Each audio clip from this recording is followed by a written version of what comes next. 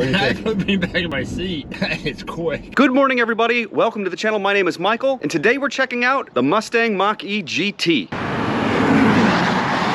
Walking around the Mustang Mach-E GT. Now, what's important to note about this particular one is that this is actually one of two GTs that are available. This is the GT, and there's also a GT Performance Edition, which adds different wheels, Magna-Ride suspension, and a little bit more torque. But let's kind of go over this one visually, because most of the differences that you're gonna see are up front here.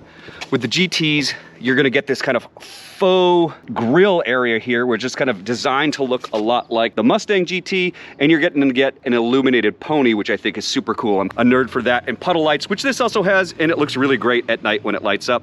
Another thing that you're gonna notice about this one that's not on the standard Mach-E is that this has some active venting. It doesn't look like it actually cools anything, but kind of just a little extra aero, maybe to, you know, add a little extra downforce here in the front. The next thing that's unique about the Mustang Mach-E GT is that you're gonna get these 20-inch wheels. They actually look a lot like a set of wheels that Ford offered for the 2013 and 14 Mustang GTs. This is kind of more the Aero EV version of that wheel. And you got red painted brake calipers up front and in the rear with Continental all-season tires that are 245, 45 R20s. So the red painted brake calipers we've seen before in the first editions, but they are also standard on both GT versions.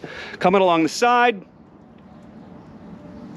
not too much is different. Got the GT badge in the back here. Up top, you're gonna see this one is optioned with the panoramic glass moonroof. This is standard on the premiums, but it's actually a $1,500 option on the GTs.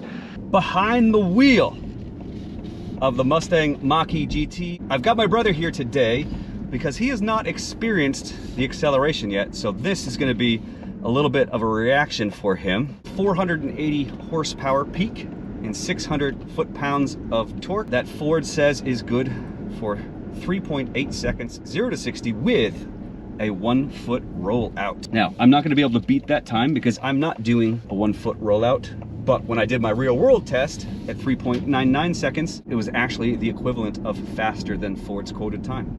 Anyway, we'll check this out. Woo!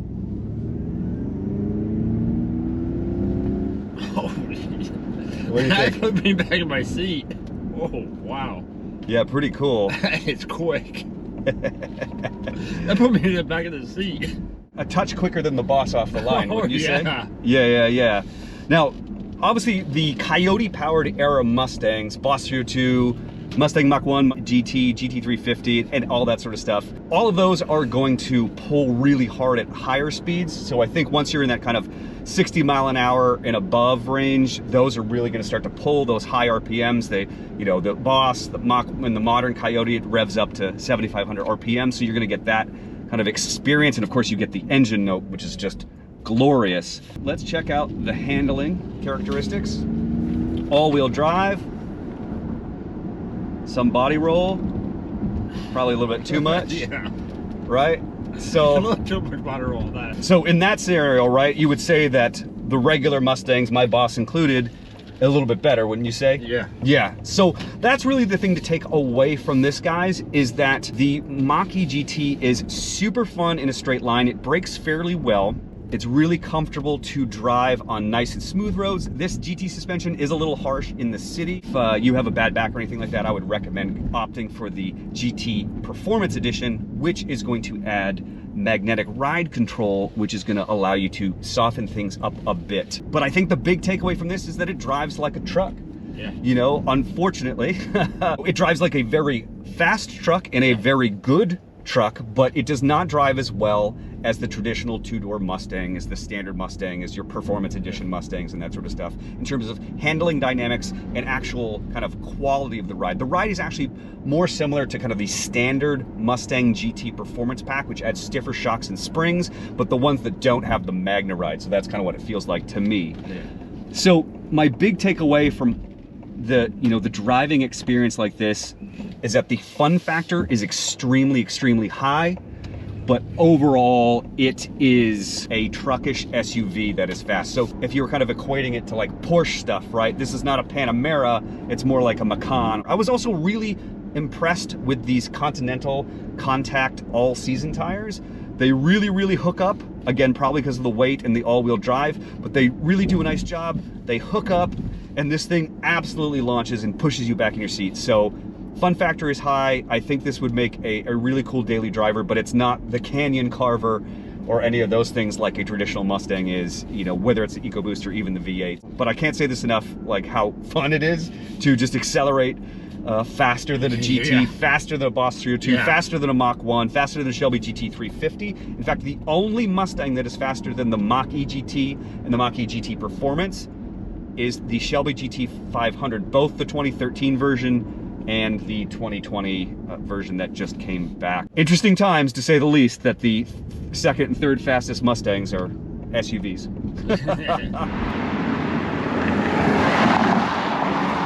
So the MSRP of our particular loaner is just under $65,000, but this is actually a 2021 model year vehicle. Now, in terms of performance, looks, specs, and features, the 2022s are not going to be any different, except they're a little bit more expensive. That's right. If you were to spec this exact vehicle, which includes cyber orange paint, the panoramic moonroof, which we just discussed, and the Ford Copilot 360, that's going to be the active cruise control, that Blue Cruise feature. If you were to add all of those things, you're going to be looking to pay over $67,000 for a 2022 model year vehicle.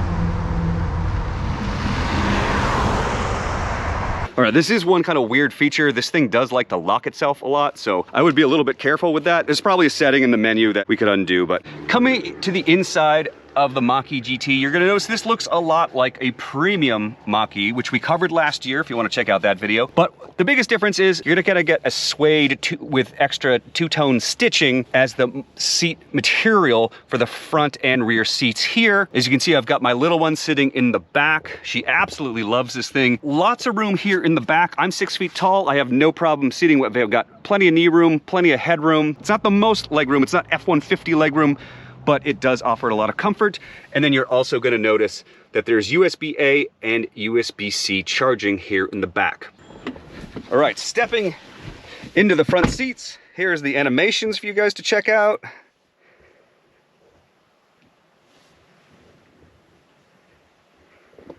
And we'll go ahead and just turn on the accessories. There we go.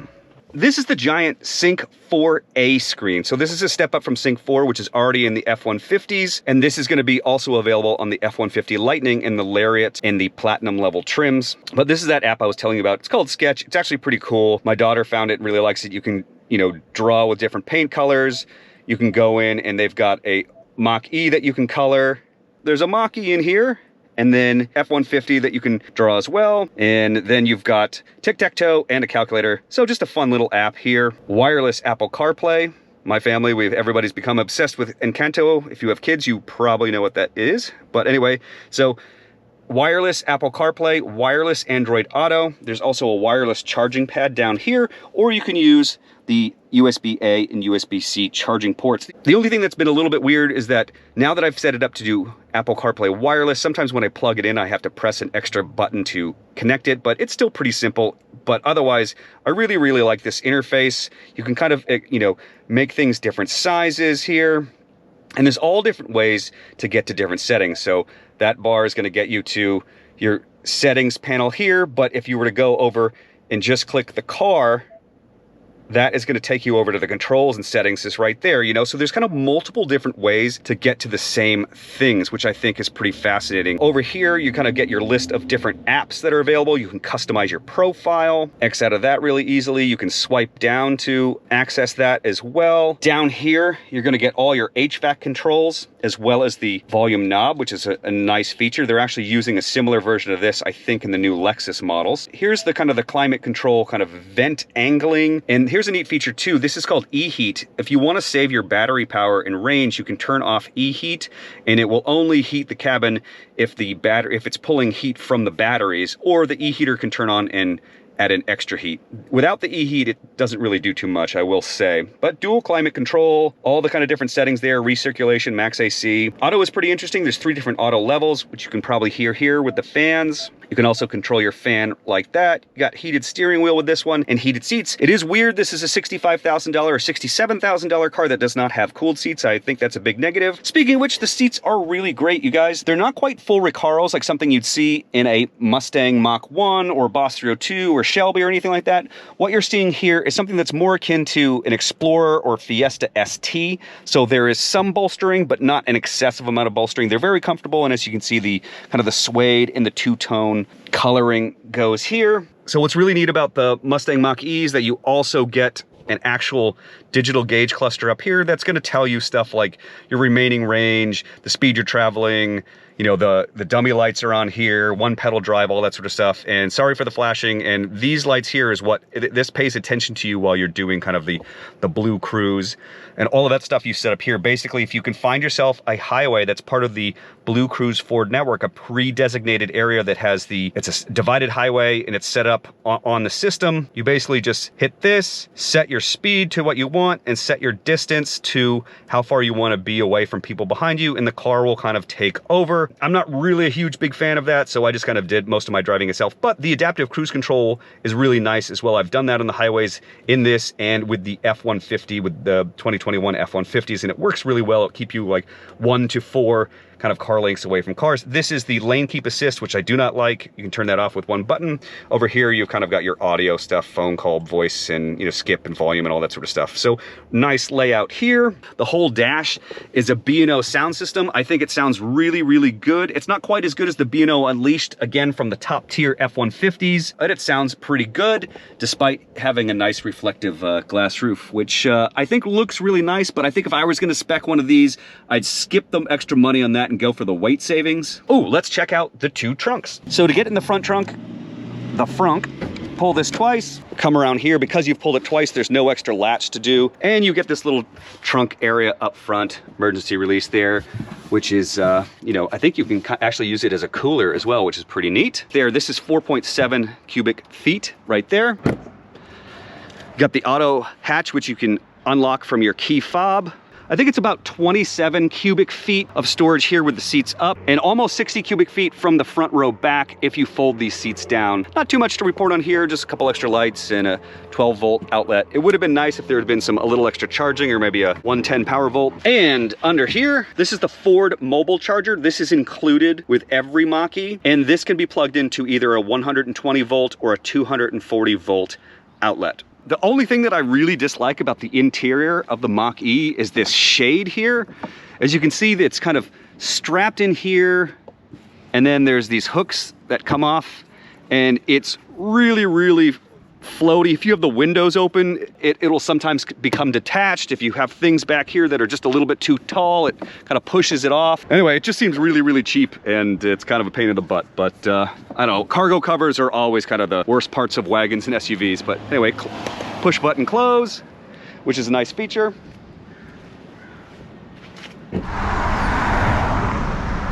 Well, there we have it, folks. Our first look at the Mustang Mach-E GT. It, along with the GT Performance, is the cream of the crop of the all-electric Mustang SUV, the Mach-E. What do you guys think about them? Do you hate the fact that they called this a Mustang? Would you consider buying one? Personally speaking, I think they're a fantastic daily. I'm not selling my Boss 302 anytime soon, but I was really impressed with the performance and the capabilities and the practicality of this. The way I see it is that EVs are not going to fit everyone's needs, particularly if you are a long distance driver. But if you can afford to install a 240 volt outlet at home and you're driving less than, say, I don't know, 150, 200 miles a day, it could be relatively practical for a daily commuter or family hauler. I'm actually really impressed, particularly with how fast it is. It's really fun to drive, even if it's SUV and imperfect. Still, I had a lot of fun with this. Thank you so much to Ford for the loan. I hope you all are well and safe, and we will see you on the next video.